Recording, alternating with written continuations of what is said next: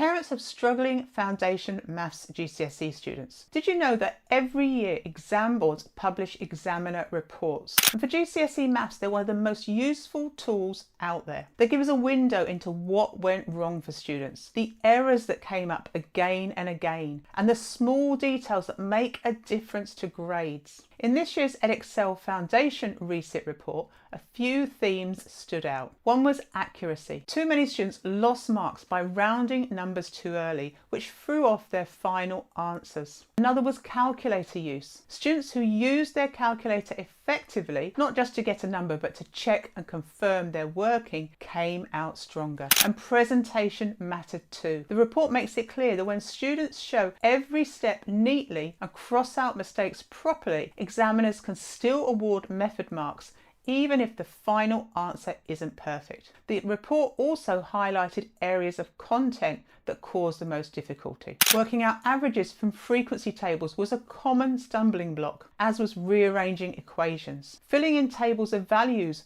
writing the equation of a straight line, and using the correct symbol for angles also came up as weak points. Many students also struggled with questions that required a proper written conclusion rather than just a number. These aren't obscure topics. These are the kind of things that can tip the balance between grades. What really shocked me though was the data on a very simple question, converting 60 millimeters into centimeters. Only 61% of Resit students got it right, and across all students, just 65%. That's barely 2/3 of the exam group managing a skill taught in primary school. And this is with rulers allowed in the exam. The deeper issue is that students aren't used to handling the tools that could help them. Rulers, protractors, compasses, calculators, these shouldn't be kept locked away for exam day, but used regularly so they feel second nature. Good exam technique often comes from a quick pause to ask what equipment could make this easier. Parents can play a real part here. Try asking your child that 60 millimeter to centimeter question. If they hesitate,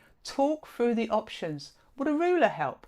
Could they check their reasoning another way? Having these conversations at home builds habits that schools can't always reinforce in crowded classrooms and with limited resources. The message from the examiner reports is clear. Students don't fail because they can't do maths. They fall down on the small details: accuracy, clear working, confidence with equipment, and a handful of key topics. Nail those and the odds of hitting that grade 4 go up dramatically.